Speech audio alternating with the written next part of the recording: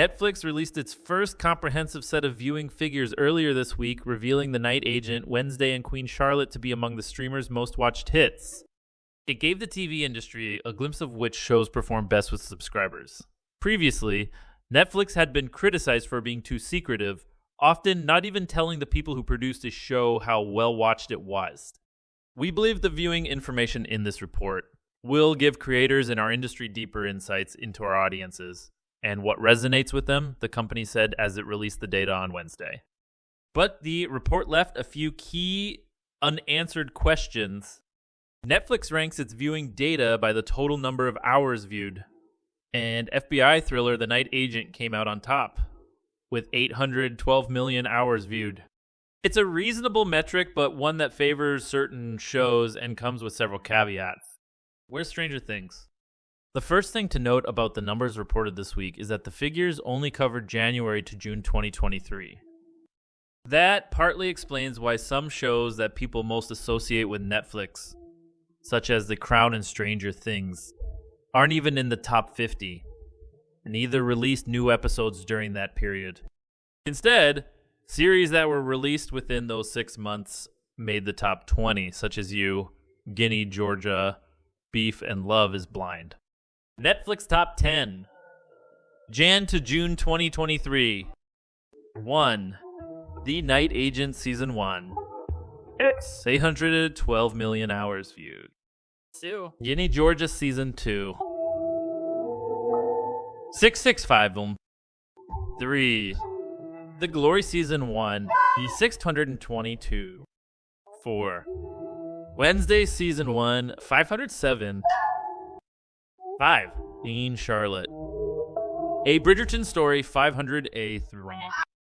6. You Season 4. 440 and 7. La Reina Del. Season 3. 429. 8. Outer Banks Season 3. 9. Ginny, Georgia Season 1. 302. Then Fubar Season 1. 260. However, the other reason why some of the streamers' best-known shows don't rank more highly is that Netflix has divided them up by season. For example, The Crown's most viewed series in the first half of this year was Season 5, which was watched for 76 million hours, making it the 153rd most watched. But if you add the first 4 seasons, that figure rises to a total of 214 million hours, which would have given it a considerably higher placing on the list. Similarly, Stranger Things' cumulative total of 347 million hours would make the show rank more highly as a whole than the 61st placing it got for Season 4's 133 million hours. Some shows that performed well are lesser known in the UK. Spanish language La Reina del Sur and South Korea's The Glory will have notched up many of their viewing hours internationally.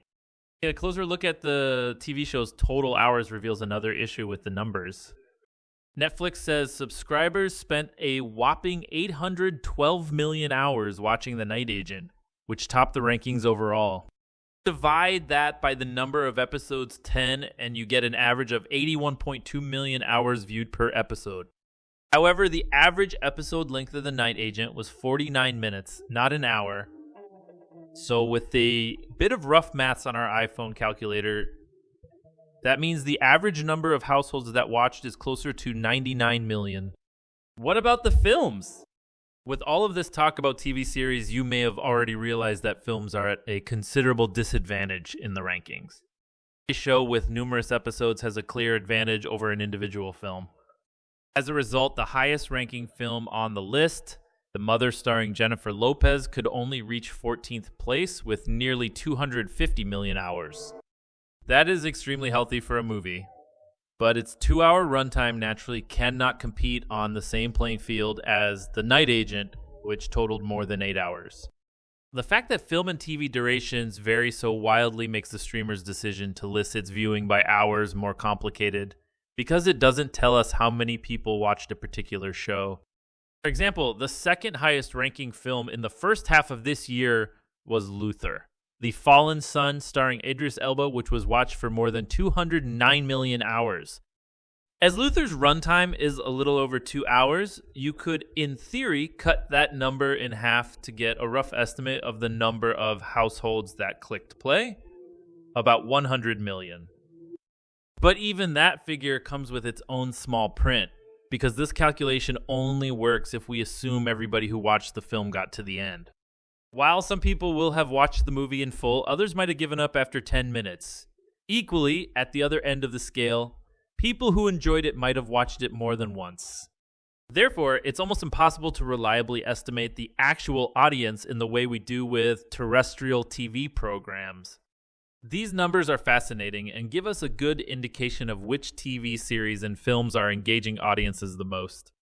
But without further breakdowns such as audience completion rates, they only tell part of the story.